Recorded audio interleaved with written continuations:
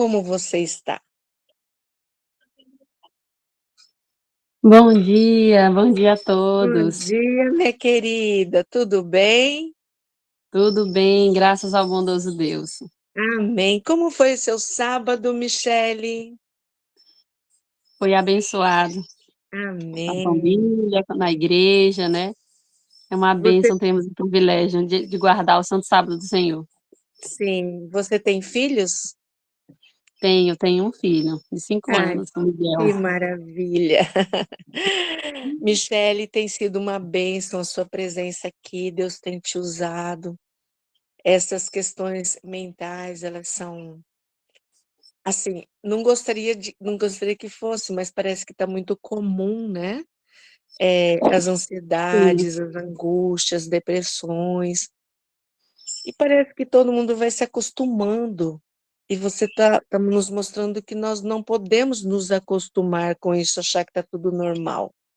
Nós precisamos ir à fonte, que é a cura, né, Cristo Jesus, não só fisicamente, mas espiritualmente também. Então, bem-vinda, minha querida, uma feliz semana já, de antemão. E que Deus possa te usar, continuar te usando poderosamente para a honra e glória dele, do nome dele. Amém. É contigo agora, tá? tá certo. Irmãos, eu cumprimento todos com a graça e a paz de nosso Senhor Jesus Cristo. E mais uma vez é uma alegria estar com os irmãos para compartilharmos dessa mensagem tão importante, como a irmã já citou, que é a saúde mental e a espiritualidade. Percebemos como uma se relaciona com a outra, como a nossa saúde mental é influenciada e influencia a nossa espiritualidade nesses 2 dias, né, com os temas que já vimos. E o tema de hoje é: "Quem é como o Senhor?". Então, qual é o conhecimento que temos do nosso Deus? Conhecemos o caráter de Deus? Essa é a questão a ser respondida no estudo de hoje. Então, vamos novamente fazer uma retrospectiva do que vimos até aqui. Pode passar o slide, Rose. Então, o que vimos até aqui? Primeiro, como a irmã disse, existe uma importância de nós estudarmos esse assunto da saúde mental.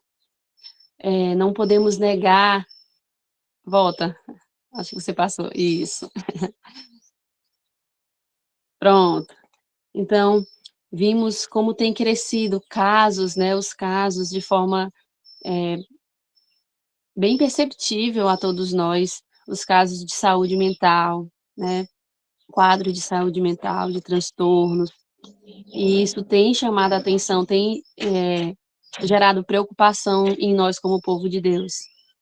E descobrimos, né, uma das coisas que aprendemos é que Deus não é o originador, nem o causador das doenças, não é não é do não é de Deus que surgem as doenças, ele não quer que nós soframos, mas Satanás é que degradou a nossa mente através do pecado. É dele que surge, é dele o objetivo de nos adoecer. Por quê? Por que que ele quer nos adoecer? Por que que ele quer enfraquecer nossa mente? Para nos afastar de Deus e, como a gente vai ver hoje, para nos afastar do conhecimento pleno de Deus e da salvação, né, do plano da redenção.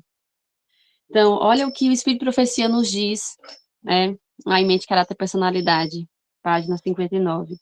Enfermidades mentais, prevalecem por toda parte. 9/10 das doenças das quais os homens sofrem têm aí a sua base. Então até parece que a irmã White, ela está vendo a realidade de hoje. Enfermidades mentais prevalecem por toda parte.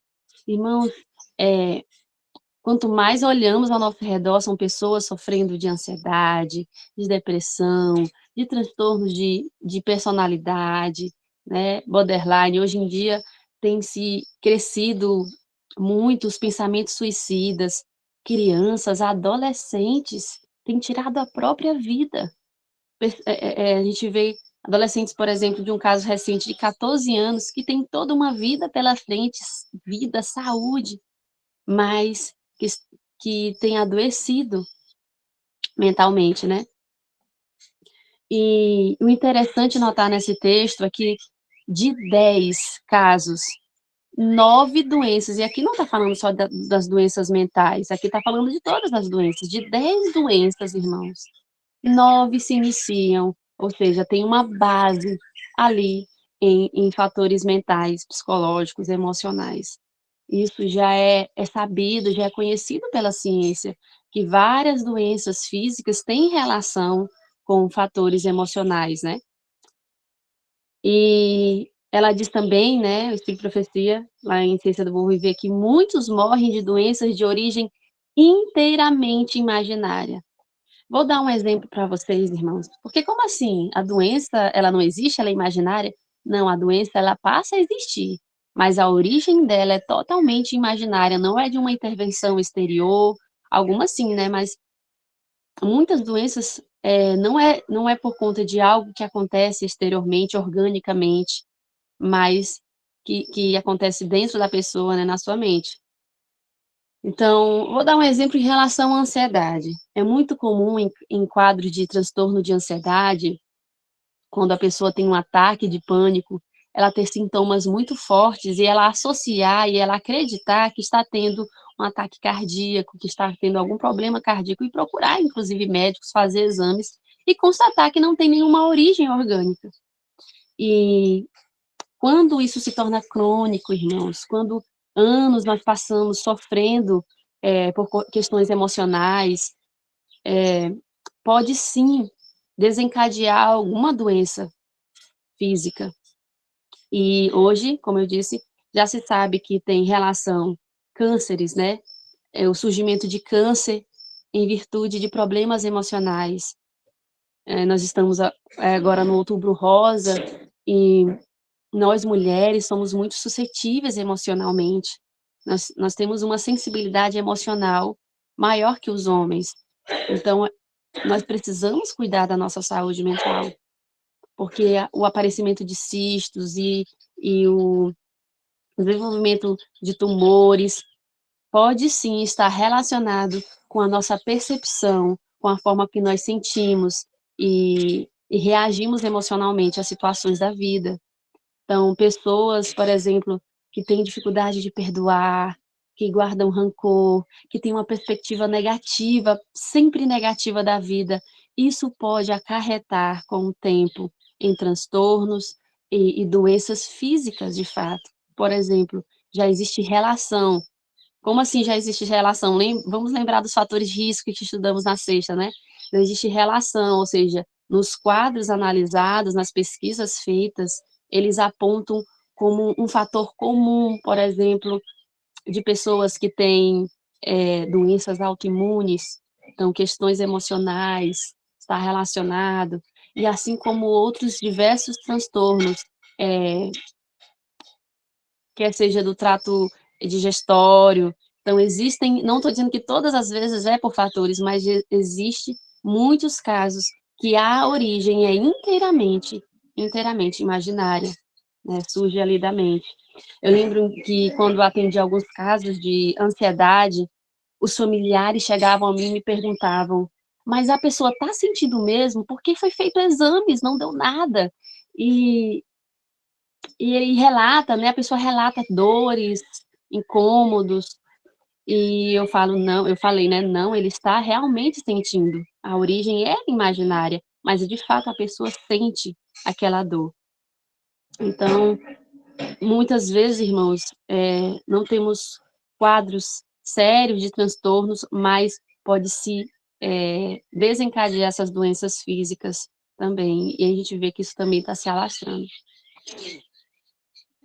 Então, irmãos, aprendemos também ontem que nós estamos sob o controle dos apetites e paixões, que fique claro, pervertidos, né? Os apetites e paixões foram criados por Deus, mas após o pecado eles foram pervertidos, foram contaminados pelo pecado. E aprendemos que eles estão sob controle das faculdades superiores da nossa mente. e vamos aprender um pouquinho mais sobre elas hoje. E que, em virtude disso, nossa percepção da realidade, nossa subjetividade, né, como a gente viu, ela está alterada. E a gente reconheceu ontem um aspecto que está alterado, que é a nossa autoimagem, a nossa percepção própria. Então, reconhecemos que a nossa percepção está alterada em virtude do pecado. E que todos nós, nenhum de nós está ausente dessa alteração, que sem Cristo não tem como nós voltarmos a ter a harmonia, né, original, que é o plano de Deus, das nossas faculdades superiores dominarem. E que somente pela fé, né? Somente pela fé em Cristo, as faculdades superiores, elas voltam a ter o domínio. Somente pela fé em Cristo. Então, irmãos, ontem nós vimos que um desses conceitos, uma dessas percepções alteradas em relação a nós mesmos, e hoje nós vamos ver o maior engano que o inimigo tem propagado sobre o ser humano e como isso tem atrapalhado nós nos achegarmos a Deus, tem atrapalhado nossa percepção sobre salvação e também levado ao sofrimento mental. Vamos abrir a Bíblia em Salmos, nosso primeiro texto de hoje. Salmos 113, capítulo 113, versículos 5 e 6. Vamos mais uma vez fazer uma prece a Deus, irmãos? Inclinemos nossas cabeças e oremos. Deus Pai, que habita nos altos céus, te damos graças pela tua palavra. Te damos graças porque cremos que o teu Espírito Santo está entre nós a falarmos neste momento. E por favor, Senhor, nos ajude a entender a tua vontade. Somos fracos, pequenos, sem ti não conseguimos entender nada, Senhor. Não conseguimos compreender quem somos e não conseguiremos entender este assunto. Por favor, Pai, não nos deixe só, envie teu Espírito, teus santos anjos, para que todos os enganos e encantamentos de Satanás possam ser quebrados neste momento e que possamos ouvir claramente a tua palavra em nossos corações. É o que eu te peço em nome de Jesus. Amém. Amém. Amém. Vamos ler? Diz assim: Quem há semelhante ao Senhor, nosso Deus, cujo trono está nas alturas, que se inclina para ver o que se passa no céu e sobre a terra? Com certeza o salmista não havia dúvida na mente dele de que ninguém podia ser comparado ao nosso Deus.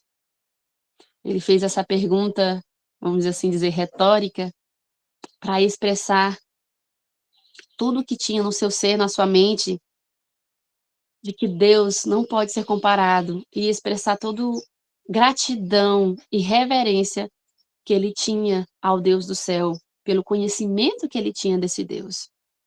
E aí, irmãos, nós temos conhecido de fato a Deus, nós conhecemos o seu caráter. Vamos lá para 2 Coríntios, capítulo 11,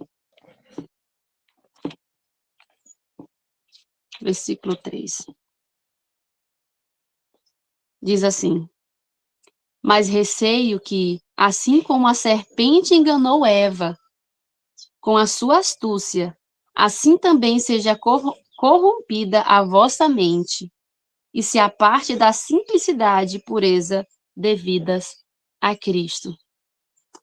Quando nós observamos a origem do pecado, não só neste mundo, como é descrita nesse texto, mas a origem do pecado no céu, quando Lúcifer, um ser perfeito, criado perfeito por Deus, misteriosamente inicia o pecado no seu coração, né, que não tem explicação, mas entendemos o quê? Que que Lúcifer teve inveja de Cristo. Lúcifer teve inveja, ciúmes do nosso Senhor, do Filho de Deus, quando ele foi ali apresentado ao céu, isso é descrito em Patriarcas e Profetas, história da redenção. Então, quando ele foi apresentado ao céu, ele começa a ter um descontentamento. Vamos prestar atenção nisso. Lúcifer começa a ter um descontentamento, ele começa a sentir que tudo que Deus tinha dado a ele. E lembremos, Lúcifer tinha uma alta posição. Lúcifer era o maioral dos anjos, regente do coro celestial, ficava próximo ao trono de Deus, tinha influência, estima no céu. Contudo, ele teve um descontentamento e começou a ter ciúmes. Ele desejou aquela adoração que não era devida a ele. E em virtude disso, desse descontentamento que foi alimentado misteriosamente, não sabemos como surgiu, ele começa a propagar, a difundir no céu, entre os anjos, esse mesmo descontentamento. Ele começa a dar uma percepção errada sobre o caráter de Deus. Ele começa a questionar a justiça e o amor de Deus. E isso foi causando, então, isso foi a causa de toda a rebelião. E quando a gente vem aqui para a Terra, quando a gente vem aqui para a queda do ser humano, a mesma coisa ele fez com Eva. Ele introduziu no coração de Eva o descontentamento com a posição que Deus havia dado a ela. Ele transferiu esse desejo por ser igual a Deus, né? Esse desejo, né? Como eu disse. Então, a gente vê que quando a serpente disse, certamente não morrerás, ela estava dizendo o quê? Que Deus era mentiroso. Ela estava colocando dúvida no caráter de Deus. E a mesma coisa Satanás tem feito em todo o desenrolar do grande conflito. O objetivo dele é denegrir, ou como eu coloquei aí, né, no slide, perverter o caráter de Deus para o ser humano. Esse tem sido o objetivo, porque Deus foi colocado no banco dos réus, e é por isso que Deus permitiu o desenrolar da rebelião e do conflito, por isso que Deus permitiu o pecado, para que fosse deixado claro para todos os seres criados, anjos e seres humanos, para que fosse deixado claro que Deus é amor, que Deus é justo, e que, na verdade, Satanás, né, é que tem um caráter duvidoso. Sabemos que até a cruz muitos anjos alimentavam dúvida em relação ao caráter de Satanás, achavam que ele tinha uma boa intenção e não compreendiam as consequências e a profundidade da rebelião dele.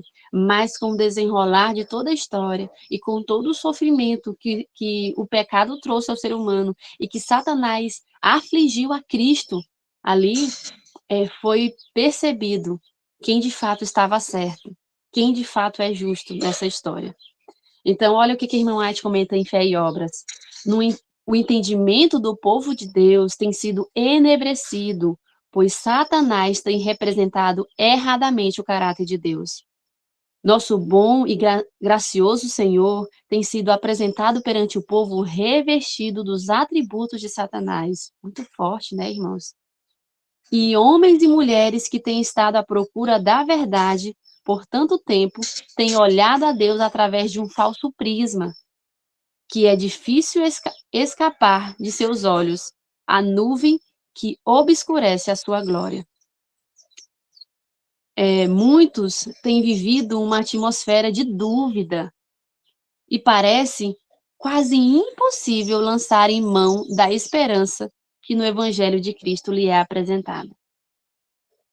Irmãos, muitas vezes temos conceitos errados sobre Deus, sobre o plano da redenção e como Deus age para conosco, sobre o seu caráter. E esse entendimento, às vezes, não é nem percebido por nós. Como eu disse outro dia, né, em outro estudo, não lembro se foi ontem, que às vezes a gente não para pensar nessas coisas, a gente deixa a vida levar, mas temos alimentado, temos tido conceitos equivocados muitas vezes sobre Deus e seu caráter. Isso alimenta dúvidas em nossa mente. E eu vou dar só algumas perguntas para vocês refletirem. Irmãos, qual tem sido nossos pensamentos quando coisas ruins acontecem conosco? Quando somos acometidos de algum adoecimento, quando algum familiar nosso é levado a descansar, né? Ou é também adoecido. O que nós pensamos em relação a Deus? Será que muitas vezes não está ali por detrás do pensamento? Por que Deus permitiu isso? Por que Deus, né? Por quê?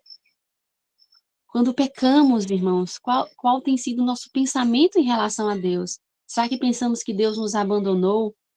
Será que nós imaginamos que feição no rosto de Deus para nós? Uma feição recriminatória? Então, vamos lá. Vamos entender um pouco sobre a faculdade da consciência. Como dissemos ontem, a consciência, irmãos, é uma faculdade que Deus nos deu, qual é o conceito? Como podemos defini-la? Ela é a definição na nossa mente do que é certo e o que é errado. É a nossa definição de justiça.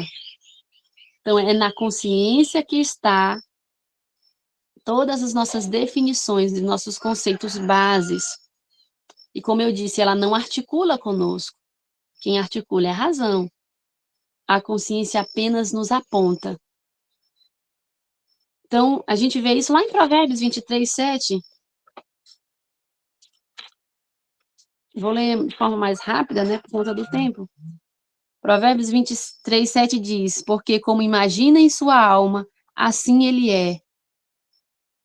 Ele te diz, como come e bebe, mas o seu coração não está contigo.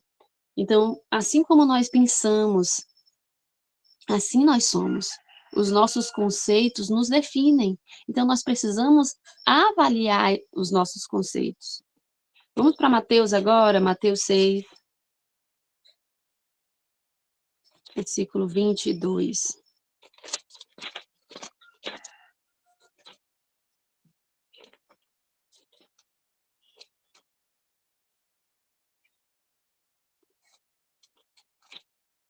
Pronto. Todos encontraram, acredito. Mateus 6:22 diz assim: são os olhos a lâmpada do corpo. O Espírito de Profecia diz que os olhos é a nossa consciência. Então, vamos ler, né, com esse entendimento. São os olhos a lâmpada do corpo. Se os teus olhos forem bons, todo o teu corpo será luminoso. Verso 23, que eu não coloquei no slide, mas vamos ler. Se, porém, os teus olhos forem maus, todo o teu corpo estará em trevas. Portanto, caso a luz que há em ti sejam trevas, que grandes trevas serão. Então, se nossos olhos são nossa consciência, a nossa percepção, então nossa consciência pode ser boa ou pode ser má.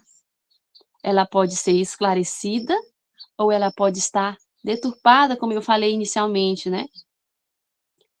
E é exatamente isso que tem acontecido. Lembre-se que nós não conseguimos mudar, reverter as nossas faculdades. Então, se nós estamos sob controle dos apetites e paixões, eles têm contaminado a nossa consciência, a nossa percepção. Veja, como eu disse ontem, como nossos sentimentos nos enganam, irmãos. Nos enganam profundamente. E muitas vezes nós temos alimentado conceitos puramente através de uma percepção sentimental. Sentimentos pecaminosos. Nós falamos um pouco sobre a presunção e de como isso pode perverter o nosso entendimento, nossos conceitos em relação à vida, a nós, e como hoje nós estamos falando em relação a Deus. Podem perverter, porque muitas vezes nós baseamos em sentimentos. Lembra que eu falei de uma religião sentimentalista? Então, nós precisamos reconhecer, como nós fizemos ontem, que a nossa consciência sem Cristo é má. Ela não está esclarecida, ela não está guiada verdadeiramente pela verdade. Então, lá em João 8:32, o que é que diz lá? E conhecereis a verdade, e a verdade vos libertará. O que o texto está falando? Que a verdade é que liberta a nossa consciência má. A verdade é que esclarece o que é o certo e o que é errado. E onde é que está a verdade? Lá em João 14:6 diz: eu sou o caminho, a verdade e a vida. Cristo é a verdade. E nós vamos perceber que Cristo, ele veio a esse mundo para mostrar o verdadeiro caráter do Pai, que estava corrompido, que estava deturpado na mente dos judeus. E a gente trazendo para hoje, será que também não tem sido deturpado em nossa mente o caráter de Deus? Então, vamos agora encontrar aqui uma luz, né? Um caminho para o esclarecimento da consciência, ou seja, a verdade. E a gente vê, irmãos, que é tão perigoso um conceito mundano secular hoje, que às vezes adentra também no mundo cristão e entre o povo de Deus, do relativismo, né? Só o fato das pessoas dizerem que não existe verdade absoluta já é uma verdade, né? Já é tido como uma afirmação que se pode dizer que é verdade. Então, o ser humano ele não consegue viver sem uma consciência, ele não consegue viver sem um guia, sem um conceito de vida. Ele precisa ter algum conceito, nem que seja dizer que não existe nada errado ou certo, que é relativo. Porque nós não conseguimos ter paz, irmãos, se nós não caminharmos de acordo com a nossa consciência. E isso é perceptível que mesmo comunidades, tribos, né, que nunca tiveram conhecimento da palavra de Deus, têm algum nível de consciência, têm algum nível de certo e errado, né? Sabem que matar, que roubar e outras coisas é errado. E como todos nós temos esse conceito, Deus deu a todos, né? Paulo fala sobre isso, em cada nível, não totalmente esclarecida, mas como todos nós temos um pouco, um nível de consciência, a gente percebe que muitas pessoas têm entendimento, por exemplo, de que certa coisa é errado. Crescem, às vezes escutam dos pais que aquilo é errado. E quando chegam na fase adulta, elas não conseguem obedecer, vamos dizer, à consciência. E elas começam a transgredir, às vezes alguns tentam até obedecê-la, mas não conseguem, como a gente descobriu ontem, nós não conseguimos obedecer sem Cristo. E aí essas pessoas fazem o quê? O que nós, na verdade, fazemos, né? Todos nós fazemos quando estamos em desacordo com a consciência. Nosso raciocínio, lembra que nós falamos ontem que está escravo das apetites e paixões, começa a racionalizar o que é certo e o que é errado. Começa a desculpar e começa a dizer assim, não, isso não é tão errado assim. E assim muitos têm vivido com essa consciência alterada para desculpar os pecados. Muitos de nós. Contudo, irmãos, lá no fundo o Espírito Santo continua a falar, porque a gente vai ver que o Espírito Santo fala através da consciência. Continua a falar e sabemos o que é certo e o que é errado. E isso traz um sofrimento tremendo, uma angústia, uma batalha mental. Percebe como todos nós somos suscetíveis a adoecer? Todos nós vivemos essa batalha, alguns em maior intensidade, outros em menor. E como resolver esse conflito? Através do esclarecimento da consciência, através de encontrar, vamos dizer assim, a referência correta do certo e errado, que não está em nós mesmos, nem no ser humano. Olha o que o Espírito de Profecia fala em mensagem aos jovens. A grande necessidade de um profundo exame de consciência, à luz da palavra de Deus. Essa deve ser nossa referência.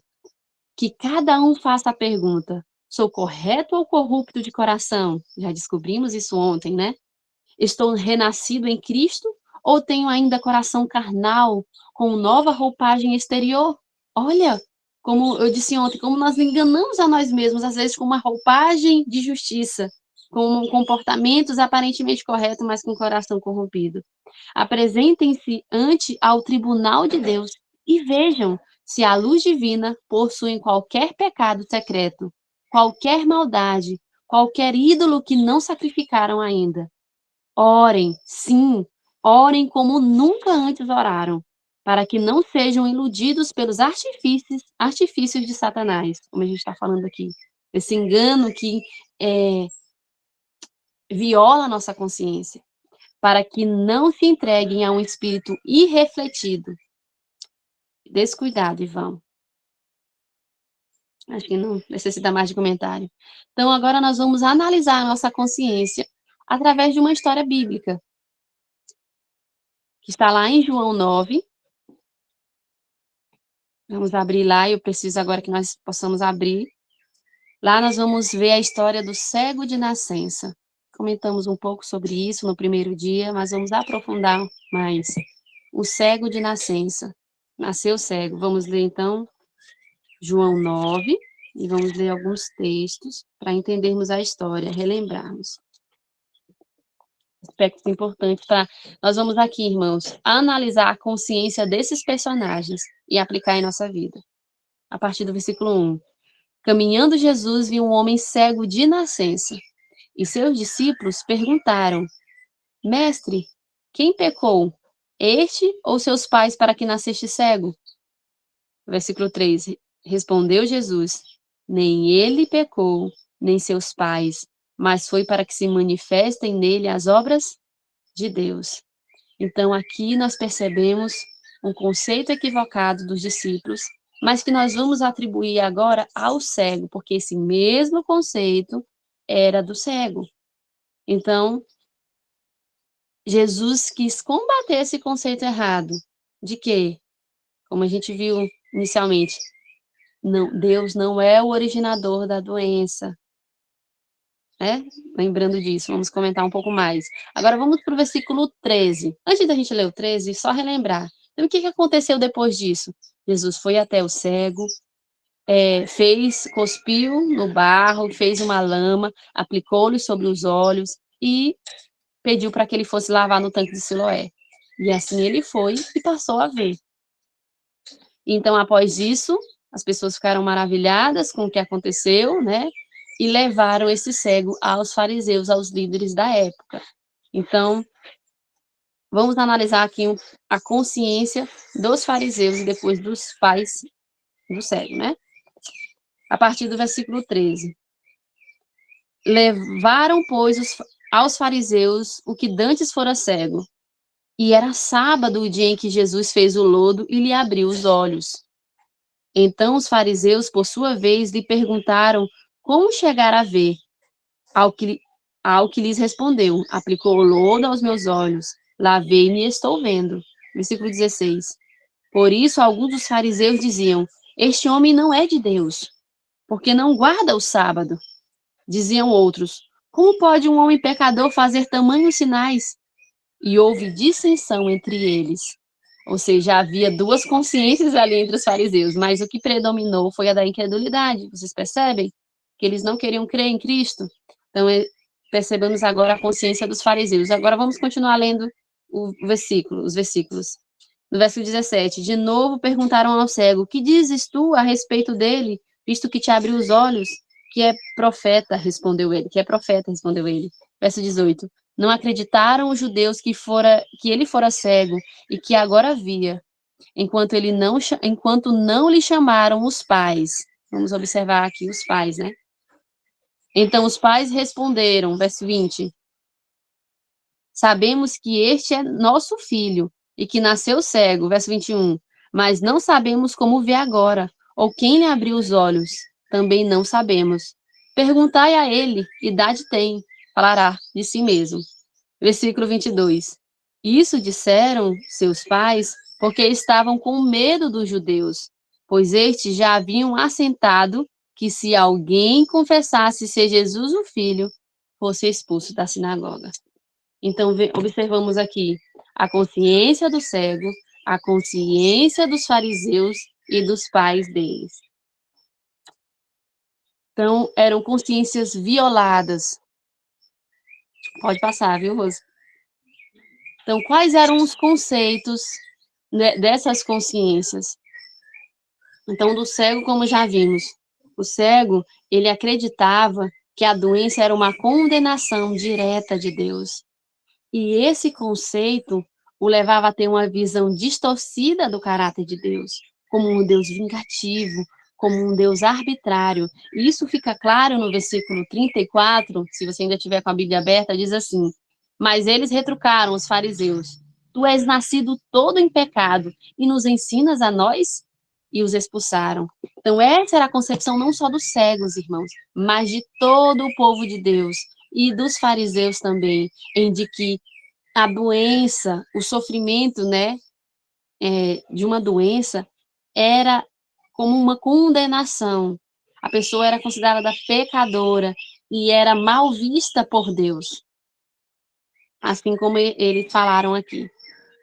Irmãos, repito a dizer, quantas vezes nós também não temos tido essa consciência, esse pensamento equivocado de que Deus, de como Deus nos olha quando estamos sofrendo de alguma doença ou qualquer outra dificuldade nesta vida. Muitas vezes, irmãos, por nós sofrermos as consequências do pecado, nós alimentamos a ideia de que Deus está nos punindo. E pior, de que Deus não pode nos aceitar. Quando caímos recorrentemente em um mesmo pecado, chegamos a pensar: será que Deus vai me aceitar? O que Deus está pensando sobre mim? E ao invés de buscarmos Cristo em oração, de pedirmos a Ele em arrependimento, em contrição, para que Ele mude o nosso coração, nós nos afastamos de Deus, o único que pode nos ajudar, porque alimentamos em nossa mente que Deus não vai aceitar, Deus não vai nos aceitar. E na verdade, irmãos, nós precisamos pensar que Deus, Ele conhece tudo, Ele vê o futuro, Ele é onisciente, Ele vê o futuro como se já houvesse acontecido. Às vezes a gente se comporta como uma criança que está aprontando, que está fazendo algo errado, e os pais chegam e ela é surpreendida no erro. Deus não se surpreende com nossos erros. Ele sabe que vamos cair. Ele sabe o futuro. Por que que nós vamos nos envergonhar diante de Deus? E isso muitas vezes impede uma entrega completa da nossa alma a Cristo. Percebem? Ou então, irmão, muitas vezes nós pecamos, pedimos perdão a Deus, reconhecemos nosso pecado, vamos em contrição, mas nós acabamos, em virtude das consequências, duvidando do perdão de Deus, por não produzirmos, às vezes, frutos de arrependimento, a obediência, as obras, nós começamos a nos questionar: será que Deus realmente me perdoou? E isso é uma incredulidade, irmãos. Imagine Deus. Imagine se Deus.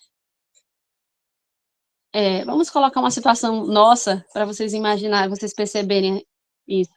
Se você fala para alguém: olha, eu vou fazer isso tal dia, vou à sua casa e vou te ajudar em alguma coisa, né? Dar esse exemplo. Tal dia da semana, vamos dizer assim, que no próximo, na sexta-feira, né? Hoje é domingo, e imagine que todos os dias essa pessoa te pergunte: você vai mesmo? Você vai fazer mesmo? Você faria isso mesmo por mim? Imagine que todos os dias a pessoa te liga, te manda mensagem, te questiona se você vai mesmo. O que a pessoa está fazendo? Ela não crê na sua palavra. Muitas vezes nós somos incrédulos, porque a palavra de Deus diz que Deus nos perdoa e nos purifica de todo pecado.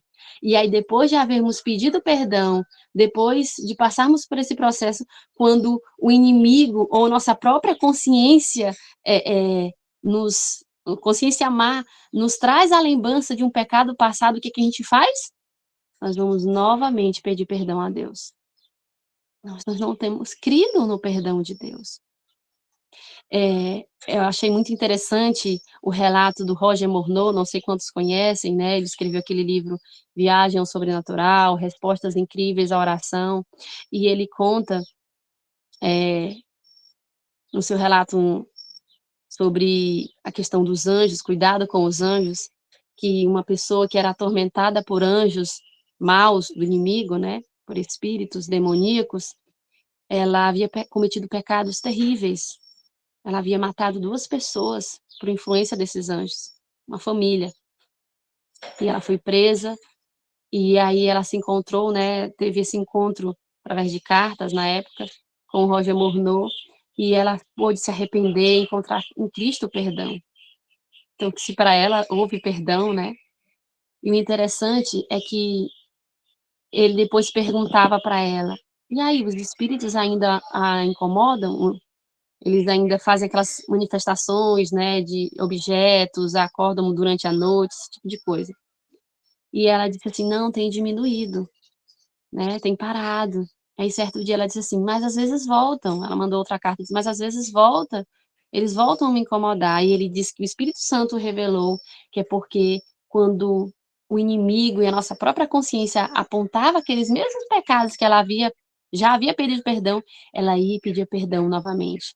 Aí ele disse assim: "Olha, não peça perdão novamente, apenas creia que Deus já te perdoou quando vier a dúvida". E disse a ela: "Louve a Deus, lembre das promessas de Deus, né, da sua palavra, cante um hino e diga: Senhor, muito obrigada, porque eu sei que o Senhor já me perdoou". Então essa deve ser a nossa atitude, conhecendo o Deus que nós temos, um Deus amoroso, misericordioso e que perdoa o nosso pecado. Então vamos agora para a questão da consciência dos fariseus, irmãos. Os fariseus, eles acreditavam, como diz aí, que curar o sábado era pecado. E nós sabemos que isso era um erro. Curar os sábados não é pecado.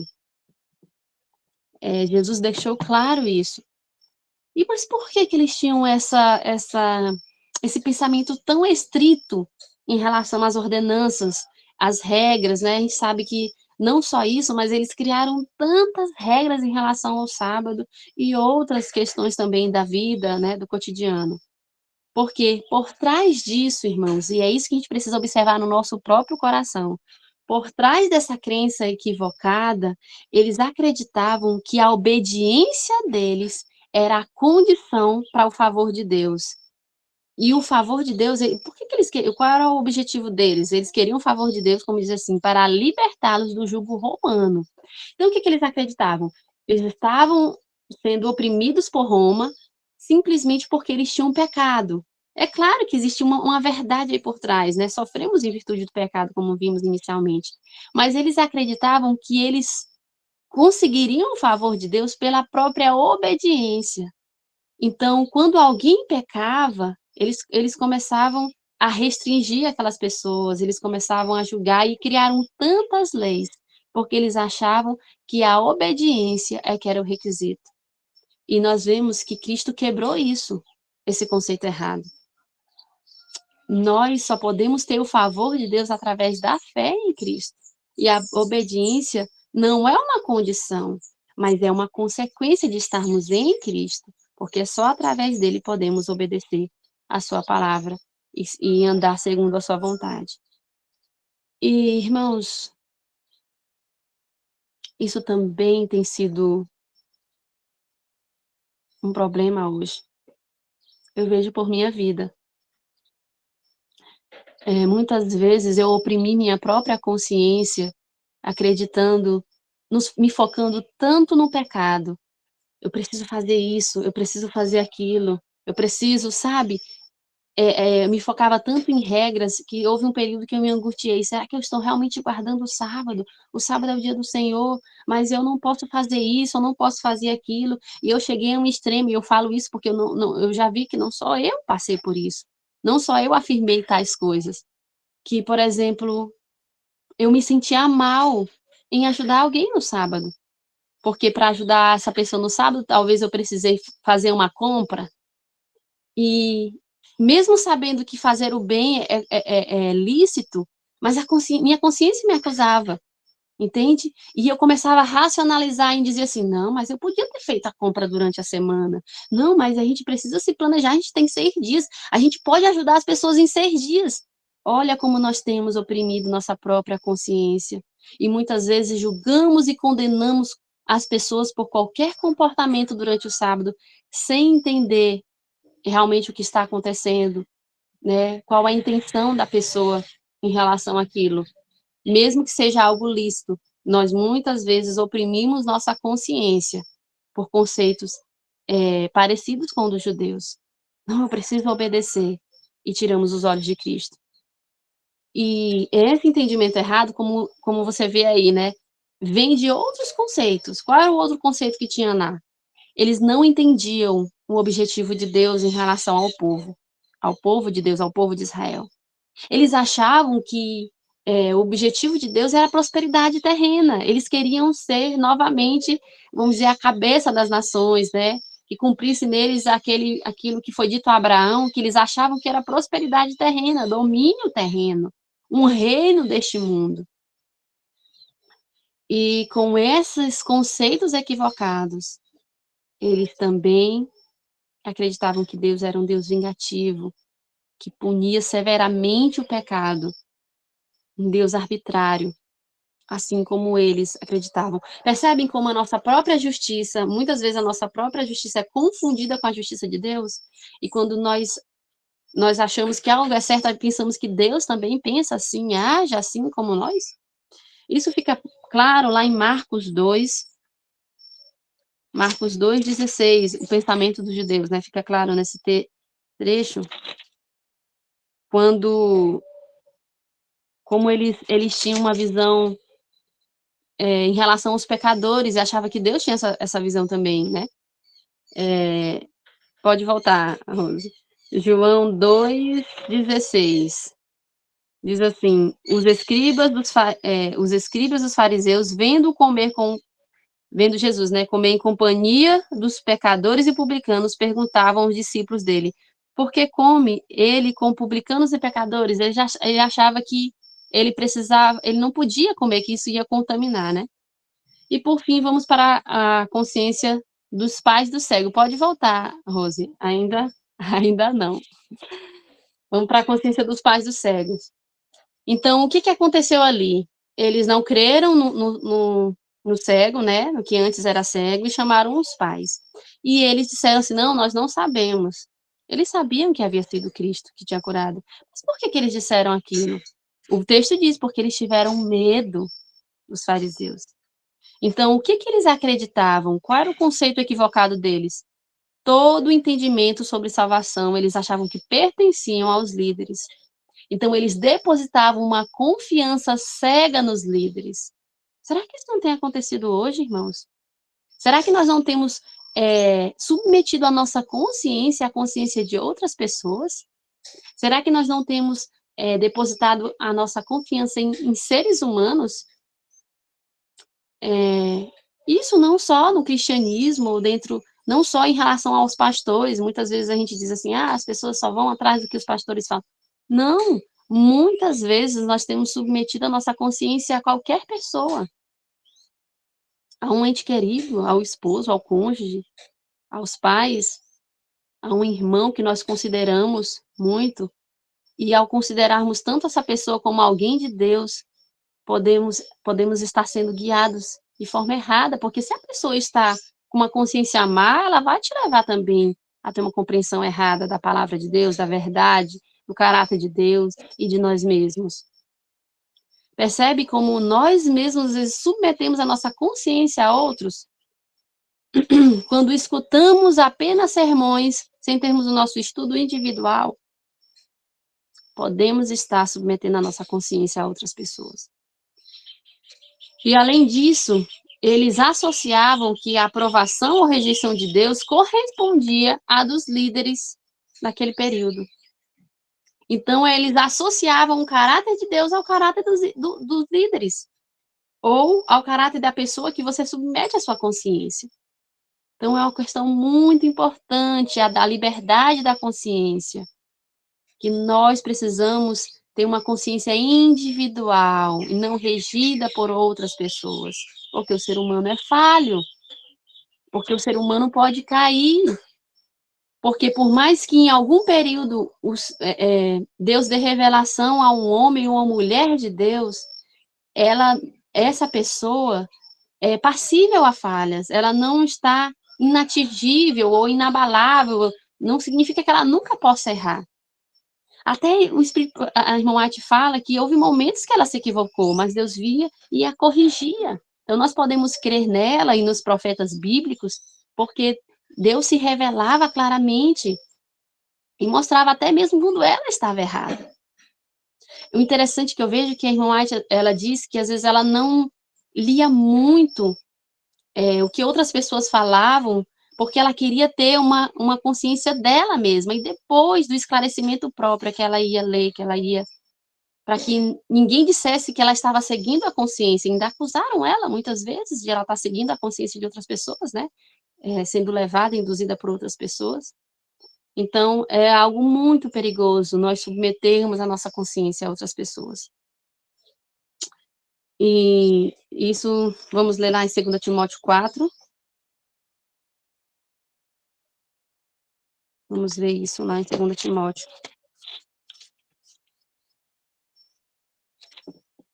4, versículo 3 e 4, diz assim: pois haverá tempo em que não suportarão a sã doutrina, pelo contrário, cercar-se-ão de mestres segundo as suas próprias cobiças. Percebe que nós mesmos escolhemos os mestres da nossa consciência, segundo as nossas próprias cobiças, como que sentindo coceira nos ouvidos, e se recusarão a dar ouvidos à verdade, entregando-se a fábulas. Então, o inimigo tem utilizado muito, irmãos, desse meio de oprimir a consciência das outras pessoas, um ser humano oprimir a consciência de outro, através de fábulas. Pronto, agora pode passar, Rose. Então, Satanás levou as pessoas a imaginar Deus como um ser cujo principal atributo é a justiça sem misericórdia, aquilo que nós comentamos em relação ao pensamento do cego, dos judeus, né, dos fariseus, todos eles tinham esse pensamento. Então, Satanás levou as pessoas a imaginar Deus como um ser cujo principal atributo é a justiça sem misericórdia, um rigoroso juiz, um credor exigente e cruel. Retratou o Criador como alguém que fica espreitando desconfiado, procurando sempre descobrir os erros e pecados dos homens para castigá-los com juízos. Foi para apagar essa negra sombra, revelando ao mundo o infinito amor de Deus que Jesus veio viver entre os seres humanos. Já comentamos bastante sobre isso. Ela diz também: Satanás usa sua influência para sufocar a voz de Deus e a voz da consciência. E o mundo age como sob o seu controle de Satanás, né? Os homens os escolheram como líder seus. Então, é só um retrato do que a gente já explicou. E preste atenção nesse último texto, que é o que eu acabei de falar em relação a permitirmos outros dominarem nossa consciência.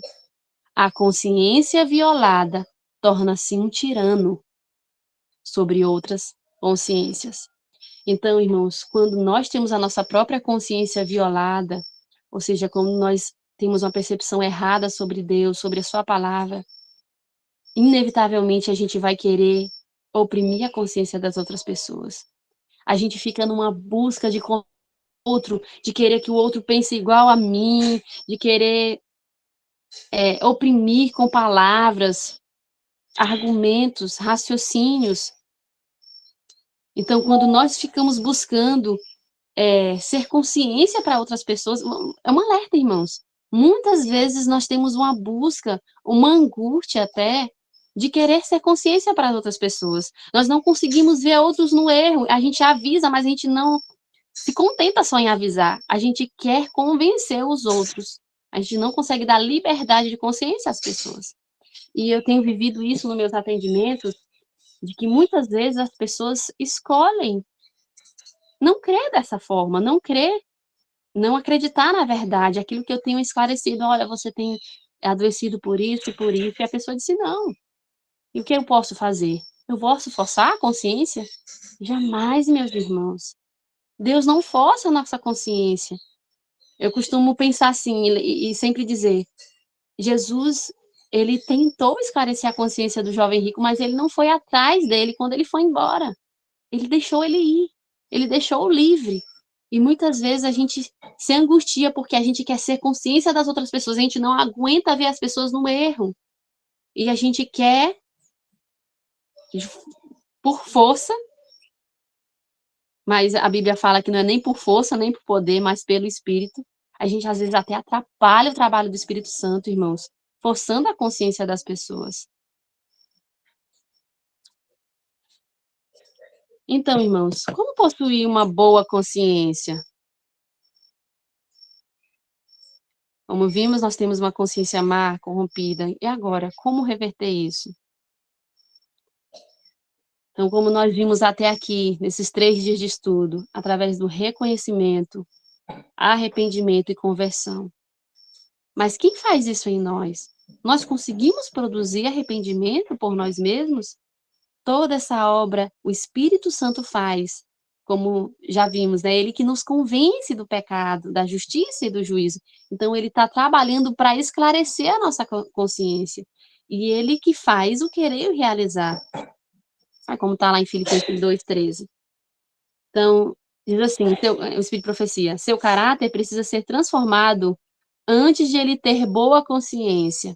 Então, para que nós tenhamos boa consciência, antes nosso caráter precisa ser transformado. Através de quê? Do arrependimento, né, do reconhecimento, do arrependimento e conversão. Antes de ser transformado, antes de ter ele boa consciência, uma consciência como? Sem ofensa para com Deus ou o homem. O próprio eu tem de morrer, e Cristo tem de tomar posse do templo da alma. Quando rejeitando a luz que Deus lhe deu, ou seja, Deus ele dá o esclarecimento, ele dá a oportunidade de nós esclarecermos a consciência. Os homens abusam da consciência e pisam aos pés, estão em terrível perigo, e ela continua dizendo no texto que é um perigo de vida eterna, irmãos. Quando nós pisamos a nossa própria consciência e rejeitamos a luz e o esclarecimento que Deus nos dá.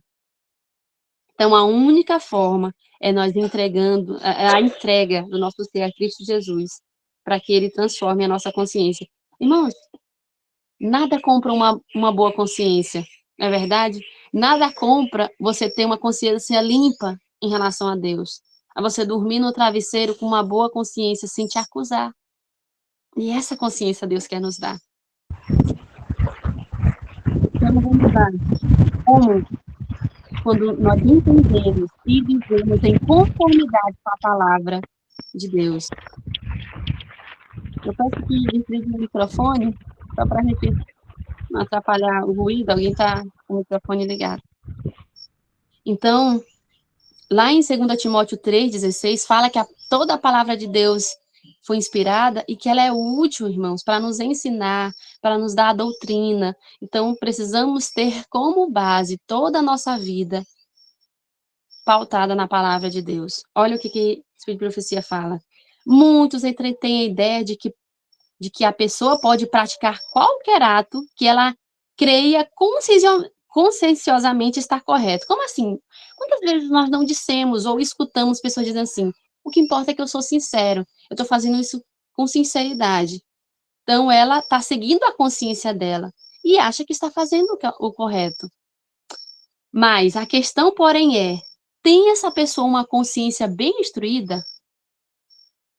Boa mesmo, ou é tendenciosa e distorcida por suas próprias opiniões preconcebidas? A consciência não se propõe tomar o lugar de quê, irmãos? O que está escrito aí? De um assim diz o Senhor.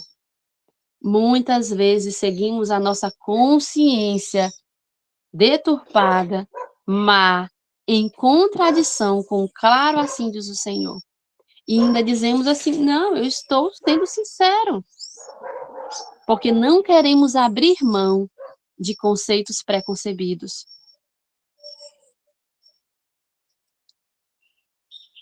Então, vamos finalizar falando sobre a vontade. Qual é o papel da vontade, das nossas escolhas em relação à consciência?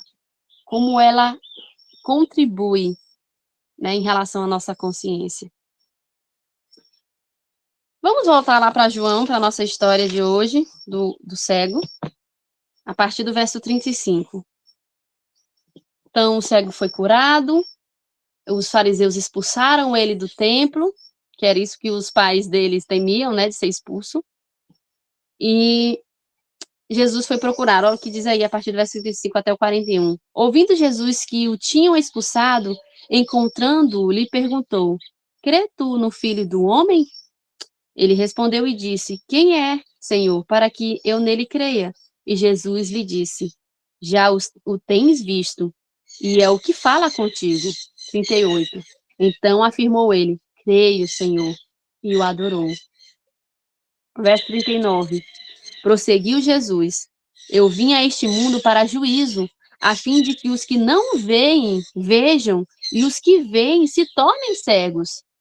40. Alguns dentre os fariseus estavam perto dele perguntaram-lhe: acaso também nós somos cegos? Eles entenderam que Jesus estava falando não de cegueira física, mas espiritual. Ou seja, consciência. Lembra que os olhos é a consciência. Verso 41. Respondeu-lhe Jesus: se fosseis cegos, não terias pecado algum. Ou seja, se não fosse sido esclarecido a sua consciência, vocês não teriam pecado. Porque Deus não leva em conta, né, o tempo da ignorância. Continuando o texto. Mas porque agora dizeis, nós vemos, subsiste o vosso pecado. Aqui, irmãos, nós vemos dois exemplos de consciência. A consciência do que era cego, que creu, que escolheu crer em Cristo e teve uma consciência esclarecida.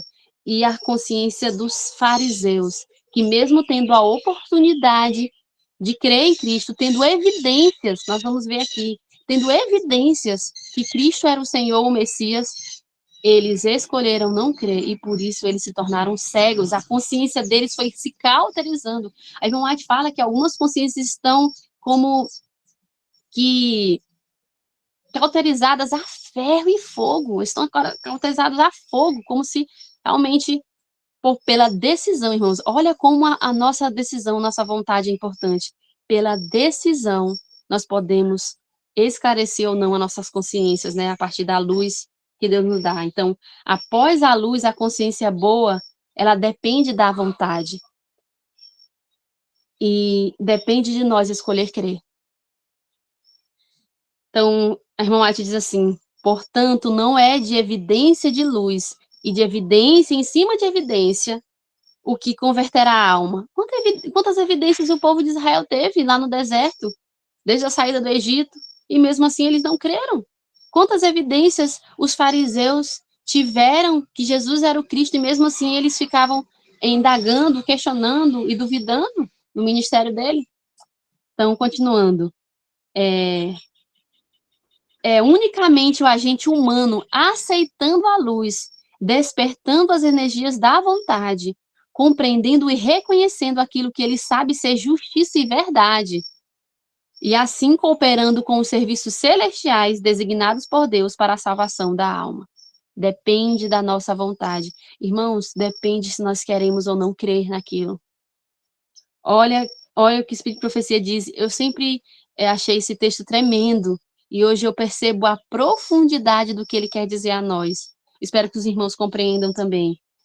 Que ninguém diga, eu não posso remediar meus defeitos de caráter, pois se chegardes a essa conclusão, por certo deixareis de alcançar a vida eterna. A impossibilidade está onde, irmãos? A impossibilidade está na nossa própria vontade, na vossa própria vontade. Se não quiserdes, então não podereis vencer. A real dificuldade, porém, da corrupção de corações não santificados e na relutância está na relutância em submeter-se ao controle de Deus. Então, enquanto nós tivermos nossa própria justiça, acharmos que nós temos o controle na nossa vida. Irmãos, a ansiedade muitas vezes vem pelo um desejo excessivo de controle da vida. Descansemos em Deus. Vamos crer, irmãos, que Deus é que deve ter o controle da nossa vida. Vamos entregar tudo, toda a nossa vontade a Cristo.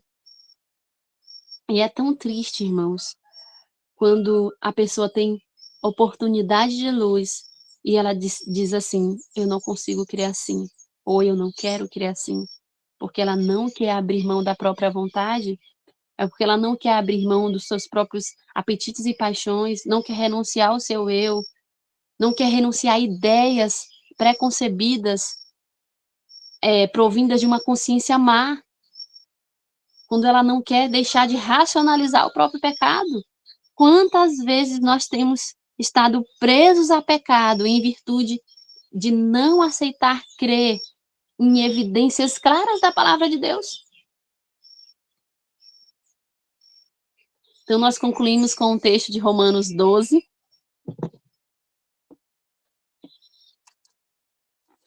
1 e 2. Olha o apelo que o Espírito Santo faz a nós hoje.